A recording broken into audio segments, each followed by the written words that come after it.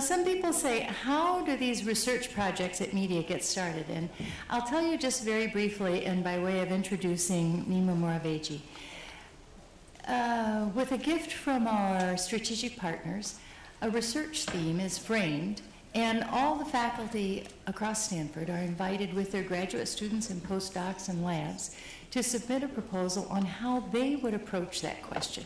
And we don't look for big labs, big projects. We look for big ideas, but we look for a small component of that big idea that can be tested rapidly. You heard about rapid iteration this morning. Can be tested quickly to test the weak link in that idea, to see if it's strong enough to take it on to the next phase. And almost 2 years ago now, one of the themes that we put out to our mediaX community at Stanford was a theme on how do you measure and increase the productivity of people at work.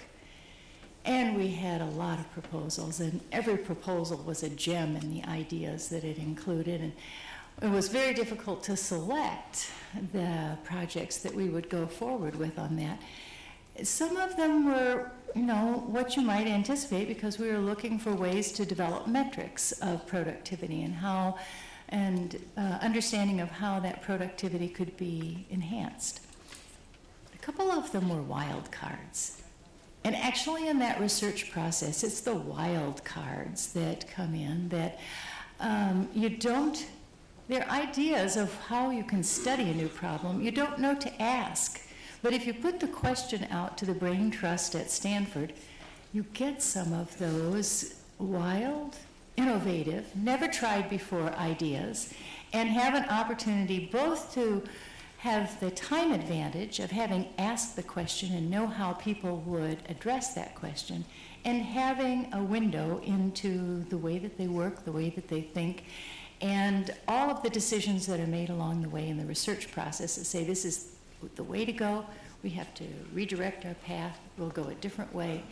And so it's in that context that one of the projects that we selected for a theme on measuring and increasing worker productivity was a project that focused on the individual worker and said, you know, if we can provide feedback, we've heard that word earlier today, if we can provide feedback to the individual about their stress level, we believe that they will have the motivation to self-regulate, to become more focused in what they do and be more productive. I'm going to introduce the lead on that project, who worked with Roy P. Neema Moraveji was at the time of that project a PhD candidate at Stanford. He completed his degree last summer and is a postdoc here now. Also having started new classes that focus around this new expertise that he has developed. He's going to give us a brief explanation and exercise. Neema Moraveji.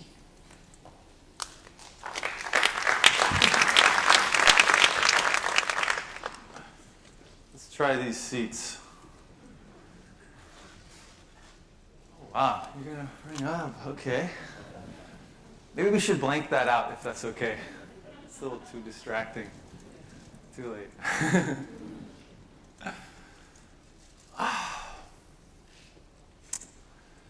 So this morning I sat with 53 Stanford undergrads and graduate students from computer science, mechanical engineering, psychology, learning, design and technology, and other disciplines to design calm,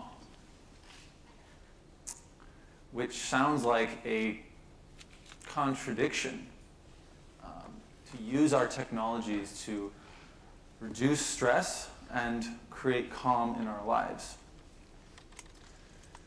or at least to trigger memories of calm, moments that we've been calm.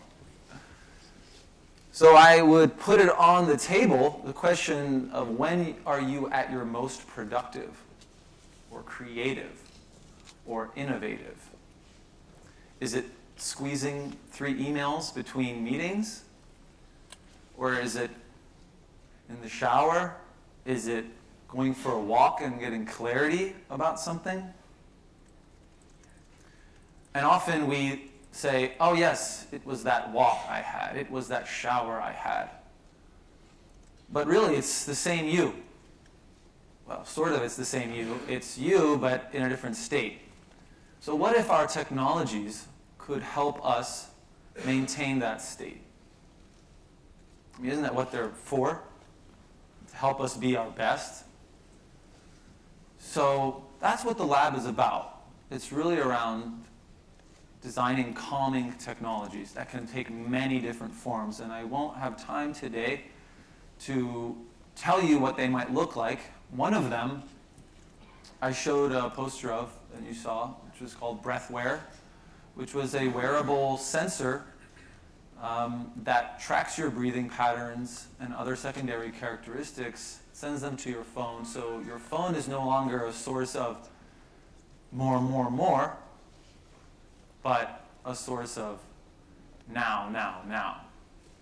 Where are you? Kind of thing. And that opens up a lot of possibilities, it turns out, that are really untapped because we've been trying to squeeze so much information into these devices. So as part of the class, one thing I tell my students is you can't fake it. You can't design calm from a stressful state. And if you've managed people, you know how ineffective it is to kind of do as I say, not as I do. So in the class, we go through a number of experientials where regularly in the class, we ask people to step into that state through different practices and exercises. And calm can come in many ways and forms. So I thought that it would be a gift for all of us to take a couple minutes and have that for ourselves. So I invite you, if you're typing and working and stuff, this is like a time where you can say, I'm just going to be here. And so you can close your laptops or put away your pads optionally. It helps, but up to you. And close your eyes.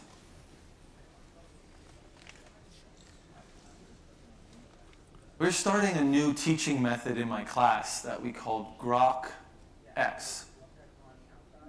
It stands for Guided Knowledge Transfer. It turns out that when I try to teach people things, their eyes are open. And when their eyes are open, they're getting a lot of other information.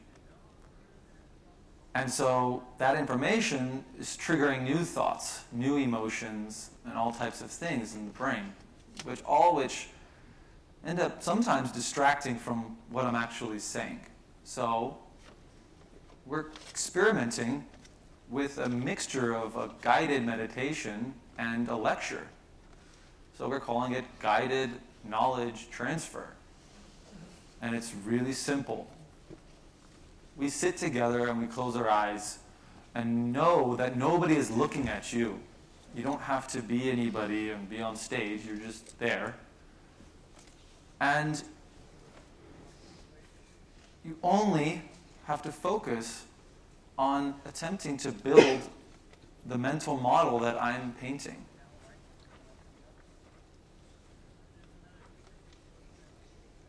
So here we are gathered in this huge auditorium to talk about the cutting edge of science and technology, where society's going. How do we do this? How do we do that?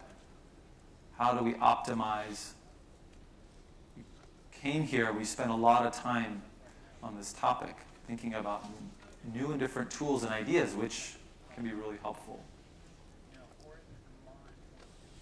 But we also know that if we apply them from a frenzied state of mind, it's just kind of putting a Band-Aid on, or maybe haphazardly trying this and then trying that. We have to really come from a grounded place, a comfortable, confident place, in order to have clarity and know what to apply and when and if.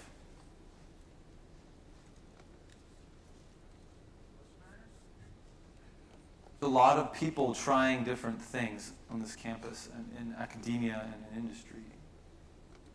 How do you get the signal and the noise?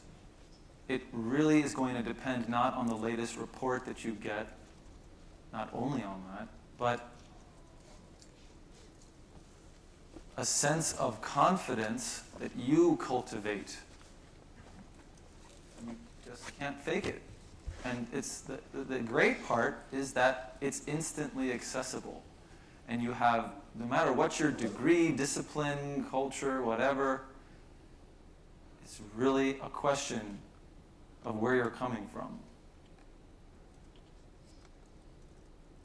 So when you envision what technology might be able to do, what new processes and tools might be able to do for your organization, you need to have a pretty clear sense of what your organization is and what particular component you're even thinking about right now, and develop that sense of empathy that we all are able to do, regardless if we're engineers or designers, to feel and know who are the people that we want to use such tools and why.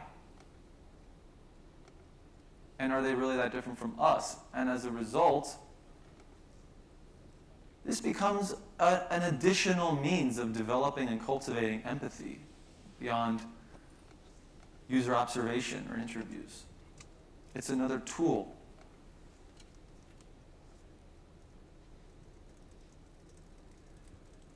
So the first lab project that we ended up really going deep on was breathware, because the breath is yet another tool. It's very easy to check in on it. Where is it? Is it in your chest? Is it in your abdomen? Is it like a wave coming up onto the shore? Or is it like the wind rustling the leaves? Because that's a reflection of where your mind is at. So who would you want to hire? Who would you want to have on your team? You need to be able to be that so you can see that in other people. Luckily, you already do it. You're already an expert. It's just a matter of trusting it and living it. So you can go ahead and open your eyes. Thank you for that.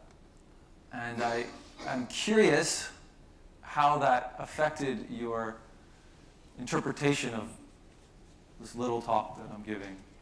You might find that, hey, yeah, that was a different experience than if you had your eyes open and everything. So this is the space that we design from. We use design thinking, user-centered design, ethnography, all the tools that we know, but we couple it with that, with this tool. And we are really excited. We think that we're in a great place. Stanford is the place where a lot of technologies are created, but it's also a place where people acknowledge the importance of well-being. And so it's about not being afraid to go there, to combine these two. And there's so many possibilities. It's always, it's fun. I mean, it's a joy. It's laughter. It's like, oh my God, it could be like that. Or, oh, what about this? So you start to see it everywhere around where calm can be designed into technologies. Thank you very much.